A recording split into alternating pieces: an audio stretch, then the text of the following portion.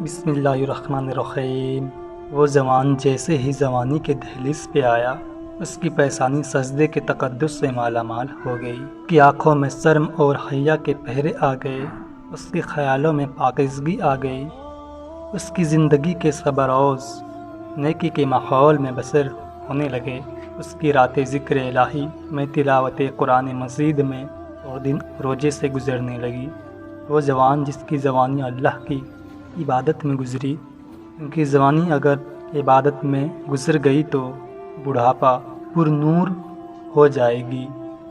سب سے مشکل دور زندگی میں جوانی کا ہے۔ شیطان زیادہ برگلاتا ہے کسی شخص کو جب وہ جوانی کے مرحلوں سے گزر رہا ہو۔ جس کی جوانی خیریت کے ساتھ گزر گئی، اس نے اپنی جوانی کے تقدس کو محفوظ رکھ کر منزل تک پہنچا لیا، اپنی عصمت کے جوہر کی حفاظت کی، اپنی آبرو کو لٹنے نہیں دیا، اپنی آنکھوں کے شرم و حیا پر پہرے بٹھائے اور آنکھوں کو برباد نہیں ہونے دیا۔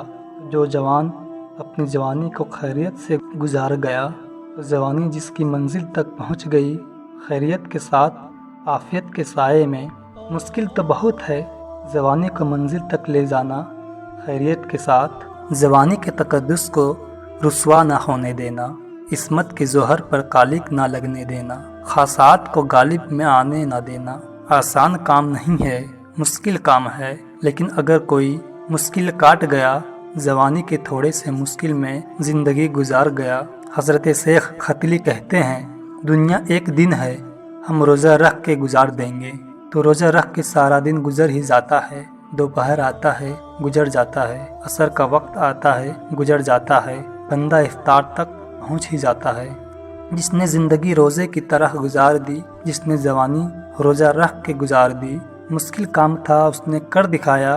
سنیے اللہ کے محبوب کیا کہتے ہیں۔ حضور نے ارشاد فرمایا، جو سیدنا ابو ہریرہ کے ذریعے سے ہمارے تک پہنچا، فرمایا قیامت کے دن سورج کا رخ سیدھا ہوگا، زمین تانبے کی ہوگی، لوگ پسینے میں ڈوبے ہوں گے، اور وہ پسینہ ایسا نہیں ہوگا جیسے ابھی ہوتا ہے، اتنا گرم ہوگا۔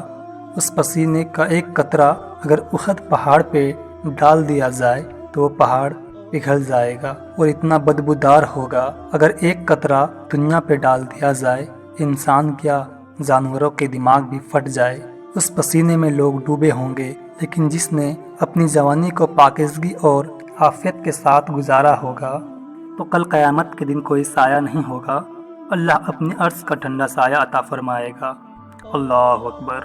وہ شخص جس کو کسی عورت نے دعوت گناہ دی ہو اور اس نے یہ کہہ کے یہ خواہش یہ آرزو رد کر دی، اسی طرح کوئی عورت ہے، اس نے اپنی تقدس کی حفاظت، اپنی آبرو عزت پہ پہرا دیا، کسی کے پیشکش کو ٹھکرا دیا، تو فرمایا قیامت کے دن جب کوئی سایہ نہیں ہوگا، اللہ اسے بھی اپنے عرش کا ٹھنڈا سایہ عطا فرمائے گا۔ وہ کیسا سخت دن ہوگا اور وہ کس اعزاز میں ہوگا، کس تقریب میں ہوگا۔